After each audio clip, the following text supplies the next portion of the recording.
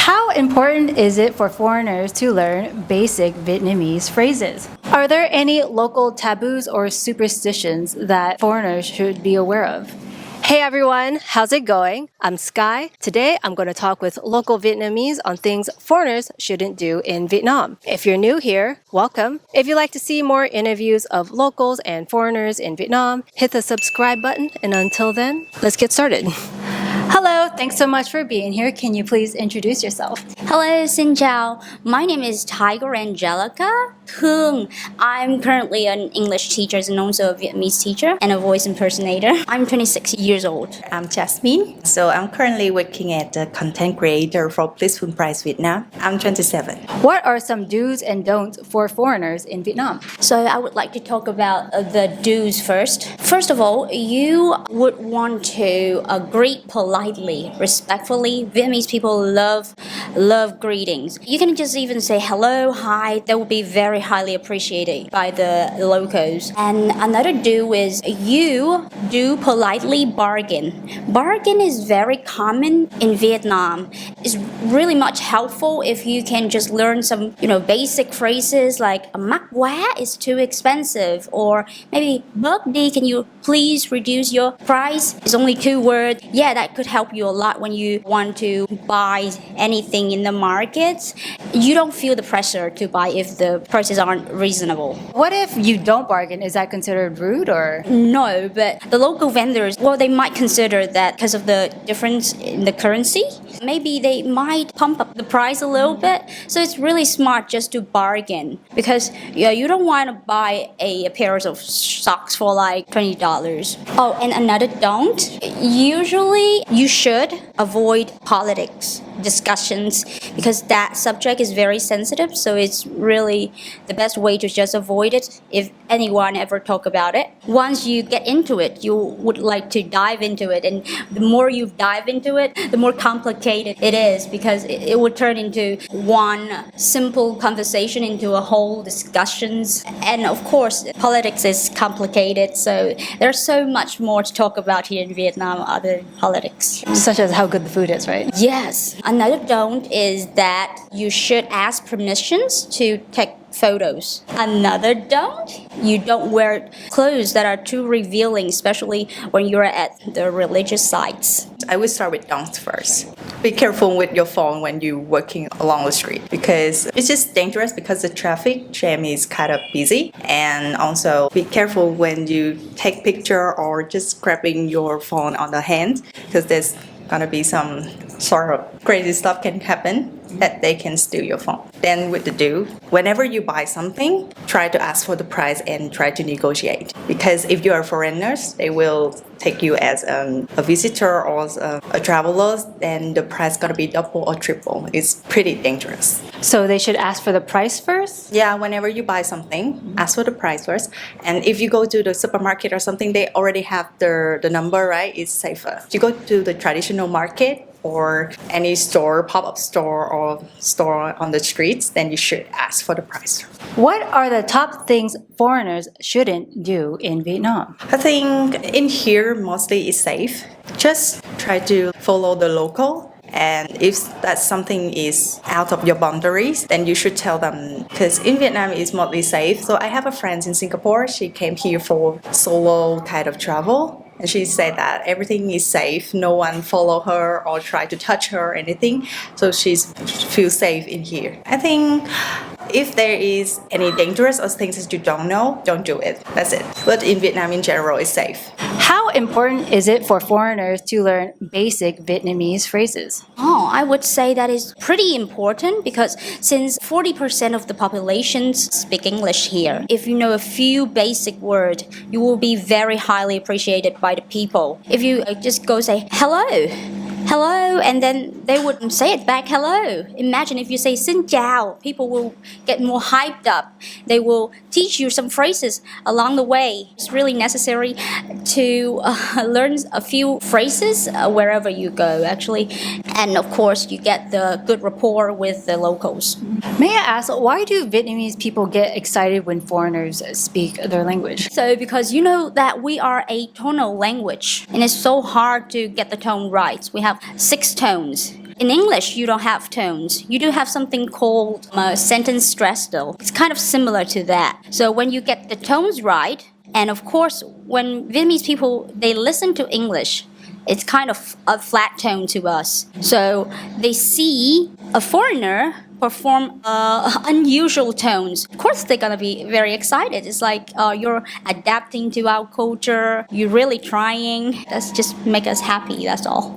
I think most of the young Vietnamese right now, they know how to speak English and like have conversation with you in English. So it's not too pressure on you have to learn some basic things. But if you can learn some basic sentences like xin chào or cảm ơn or some like basic things to ask for the road or the price, then they will be happier. It's just like when Vietnamese people come to your country, right? If they can speak your language, it's much better because sometimes the local language make people connect to each other easily. Some people will like use Google Translator to translate things. Yeah. It's easier. But in general, with young people, then they know how to speak English. What are some tips for respecting Vietnamese customs and traditions? The tips is just pretty simple. Just do it. I know it's strange, it's weird, it's the first time you experience it, but if they tell you to do it, just do it. If it goes too far, you can just politely avoid. For example, it's not so hard just to take off your shoes when you enter a house. Yeah, it's not too hard to greet on the table when you eat. Just do it. When you say politely avoid, how does one politely avoid? You can say no, no, no, or you can say come, come, come. For example, you can give some reasons. For example, the family invite you to a dinner and they're gonna cook you some balut, some half-hatched duck eggs. And you can say that, oh, it's my religion. I can't eat that. And that's how you avoid stuff because when you pull the religion in, they're gonna understand. That's a nice tip. It depends on the location as well. So in Ho Chi Minh City, we don't have too much like abundance or some things like regulations regarding manner or ethic. You just follow what the locals do. It's more flexible, but when you move to the mid or the south or something, it's gonna be different. So just do what the locals do and you can follow and don't mess up with all the ethics things. What are some things that the locals do that you're talking about? When you have gathering some meals with them, you have to wait for the elderly to take the first move in like taking some kind of food or drinks first, and then you can follow and do it. And just wait for everyone to like come together and then you should follow. Or if they want you to not wearing some kind of color into their house, then you should follow that. Because in general, Vietnamese traditions and customs will based on the Chinese one. It's 80% of that and some kind of religions or spiritual kind of thing. You just do what the locals do. Are there any local taboos or superstitions that foreigners should be aware of? Oh, yes. It's really funny that because Vietnamese people, when a foreigner visit the country, they thought that the foreigners might just follow the costume, the taboo, the superstition stuff. For example, Vietnamese people really hate it when you open an umbrella inside. Umbrellas are for outside. When you go out the sun, you use it, right? They might think that it attracts some demons, some evil spirits. When you leave an umbrella outdoor, and that's it. You just shoo away the demons. But if you open it inside, all the demons might drop inside of your house. Yeah, my mom really hated when I opened an umbrella inside. It's interesting you brought up the opening an umbrella indoors because that's also considered bad luck in Western cultures as well. Really? Yeah. Wow. Well, that's that. And also, one superstition things is that you don't stick your chopsticks like upright in front of your rice bowl.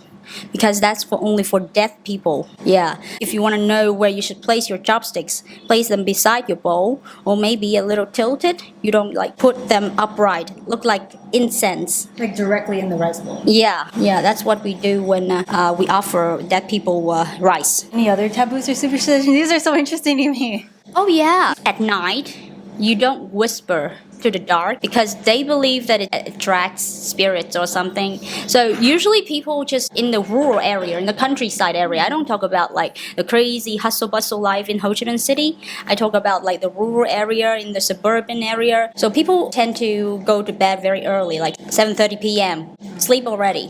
So if you stay awake at 7:30 p.m. outside in the dark and then you whisper or sing, your singing or your whispering might attract spirits. Last summer I went to Long Thanh, which is in the Dong Nai province, and I really liked to stay late at night because the sky was so beautiful and the fresh air. And I was just like singing, practice singing, and then my aunt was like, "Tối rồi. So night already, it's dark night. What are you doing here? You're gonna attract demons. It's not right to sing at night." When interacting with Vietnamese people, is there anything important to keep in mind? For Vietnamese people, when you approach or reach out to them, don't try to do the physical intimacy because we are not like the European or USA people. Normally, you will hug or kiss people on the cheek to like say hello, right? But in Vietnam, keep the distance but be nicely to them to say hello or something. And because we not really kind of be friendly with strangers from the beginning, but however, people will remain professionals and kind when you want to ask for help or something. But don't try to do the physical intimacy at the first stage. That's the first one. Like in here, like people become more and more familiar with a lot of cultures. They are very open-minded right now. So there is nothing too serious about interacting with Vietnamese people. First of all, it's really nice when you greet politely. You can shake hands. You can slightly bow. You don't bow with your whole back because that's Japanese. And we Vietnamese is like slightly bow. Of course, you have to address people with the right pronouns. Even if you're foreigners, maybe you can learn a few pronouns like anh, chị, ông, bà. There's a thing that you must not do is touch others people's head because the head is considered the most important part. When you love someone, you keep it in your heart, right? But when you love someone respectfully, unconditionally, you keep it on top of your head. Patting someone's head or touching someone's head, or it's considered rude. Any advice for foreigners living or traveling in Vietnam? If you want to cross the road, make sure you have a local friend to help you to do that. It's kind of crazy. Buying stuff from local things, then ask the price. And eating some kind of food, they're gonna have strong smells. So maybe it's gonna be a great experience for you to have because we have a lot of food and taste across the country, so it's gonna be a great experience for you. But sometimes it will scare you a lot. There's gonna be some food that will scare you. If you want a long-term stay, you should download the app Grab because it's really convenient. The price is very affordable. You can even go to faraway places like into the province, and you will have a very affordable price with Grab. It's basically like an Uber. And if you live in Vietnam, you have to be open. You have to be willing to try the Vietnamese cuisines because it's delicious and it's very diverse and healthy as well. I think this might be out of subject, but if you want to live in Vietnam, you have to make friends with Vietnamese people, get yourself a pal or even a boyfriend or girlfriend to guide you with. And life could be more exciting. It's like, I can show you the world like that. If you made it this far, thanks so much for watching. What did you think? Let me know your thoughts down in the comments. If you'd like to continue seeing more interviews of locals and foreigners in Vietnam, hit the subscribe button. And until then, I'll see you again. Bye-bye.